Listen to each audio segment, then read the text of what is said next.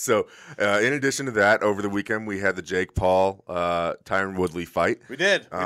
That was it was both a disappointment for me and entertaining. So I thought it was actually a very entertaining fight.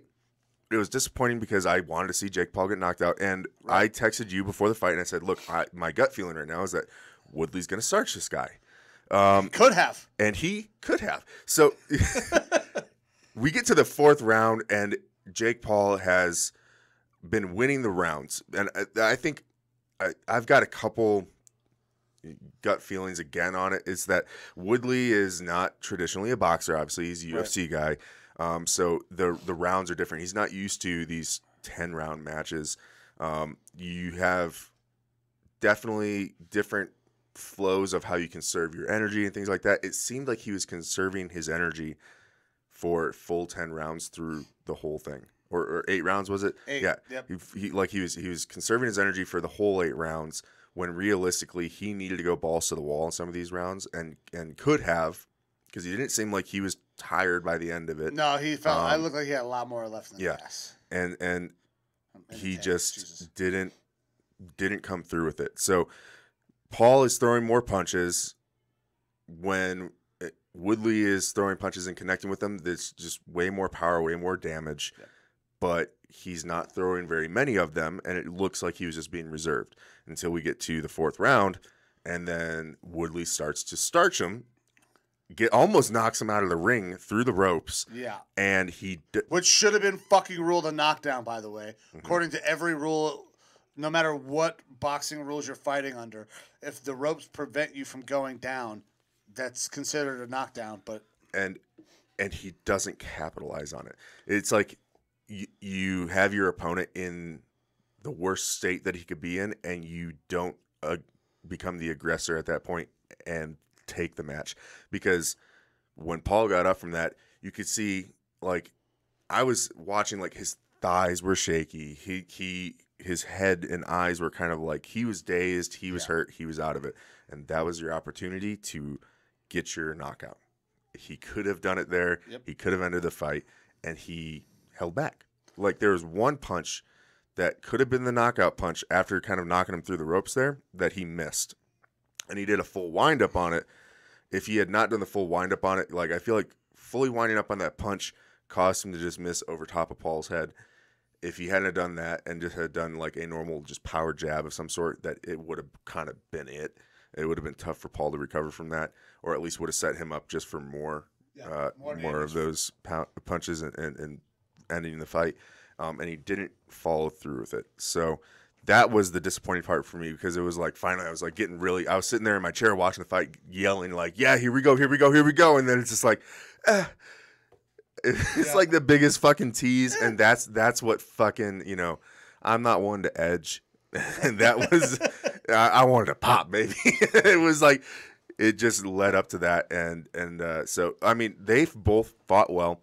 Paul looked like a boxer. Yeah. Woodley looked like, I don't know if I'd say a boxer. His, stance was a little bit weird, but he looked like he was meant to be in that fight. He just was not aggressive enough. He held back far too long. I'll say it now. I said it before. Woodley's the better fighter. Yeah. He just did not follow through in this fight. And that's why Paul ended up coming out victorious. With the split decision. Yeah.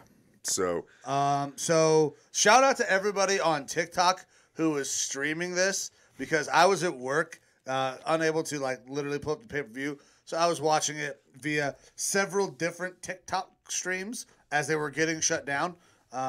So you guys fucking rock. Thank you. Woodley could have finished him probably in the 4th, or at least put him down and make him question, am I really a fucking boxer? Yeah, I feel like he had the opportunity to, if not have knocked him out there, to do enough damage that he would not have been able to recover and be anything what he was for the next half of the fight. Yeah. Now, this is where I've seen already on the internet some questions calling into the validity of this fight. Woodley had him dead to fucking rights. And Woodley is a guy who knows how to finish somebody when you get them hurt. That's true. That's like, And that he is did a not UFC do it. thing. Yeah, I get is the fix in? I get where people are coming from with that. I don't think so. I don't think so either. I don't see why.